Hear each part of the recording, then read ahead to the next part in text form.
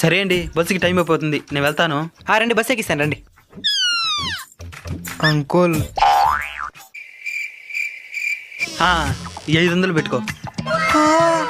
రేయ్, ఆ డబ్బులు ఇట్టి. చిన్నపిల్లలకి డబ్బులు ఇవ్వకూడదండి, అదే అలవాటు అయిపోతుంది.